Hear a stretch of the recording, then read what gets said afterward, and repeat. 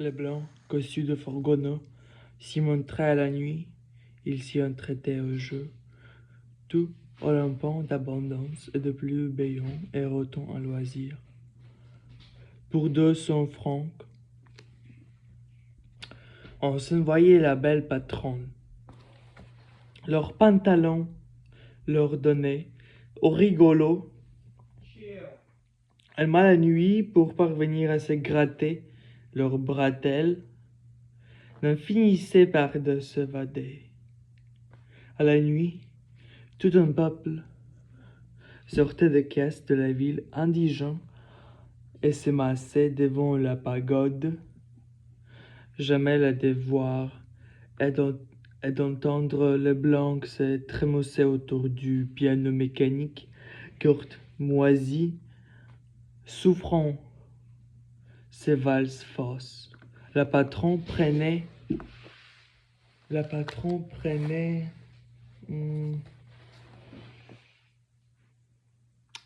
en écoutant la musique un petit air d'avoir envie de danser, transporté d'aise. Je finis après bien, toujours de se paravoir furtivement avec elle. Quelque entretien, ces règles, me confia-t-elle, ne lui duraient pas moins de 3 semaines. Effet de tropique. Oh, de tropique, c'est l'amour, mais comme les apéritifs à la pagode étaient plutôt coûteux, ils essayaient de ne voir pour leur argent. En même temps, elle lui pinçait énormément les fesses avant de s'en aller. C'est de là surtout que le venait la fatigue.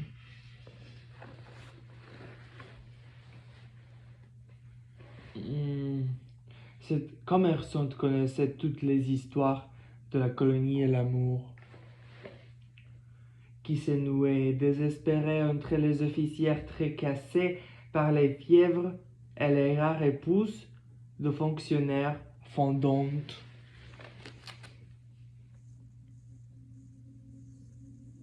Elle aussi, et d'interminables règles, navraient sous les vérandas au tréfonds de fauteuils indéfiniment inclinés.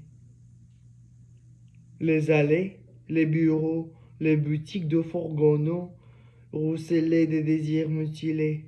Faire tout ce qui s'est fait en Europe semblait être l'obsession majeure, la satisfaction, la grimace à tout prix de ces forcenés en dépit de l'abominable température et de l'avachissement croissant insurmontable. La végétation bouffie de jardin tenait à grimpin, agressif, farouche, entre les palissades, éclatantes frondaisons formant l'étui en délire autour de chaque maison ratatinée, gros blancs d'œufs solides, dans lesquels achevait de pourrir un Européen jeunet. Ainsi autant de saladiers complets que de fonctionnaires tout le long de l'avenue Fachoda, la plus animée, la mieux hantée de fourgonneaux. Je retrouvais chaque soir mon logis, sans doute inachevable, où le petit squelette de lit m'était dressé par les boys pervers.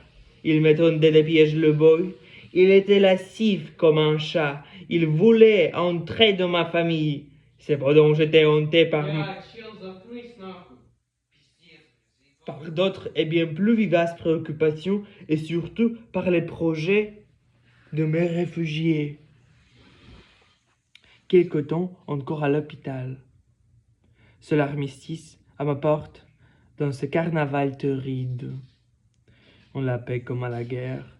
Je n'étais pas indisposé du tout aux futilités et même d'autres offres qui me parvinrent d'ailleurs par un cuisinier du patron, très sincèrement et nouvellement obscènes, me semblèrent incolores.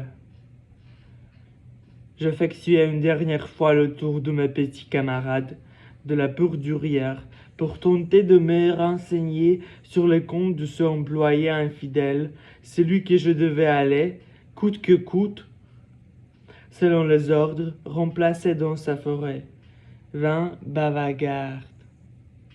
bavardage. Le café fait d'herbe.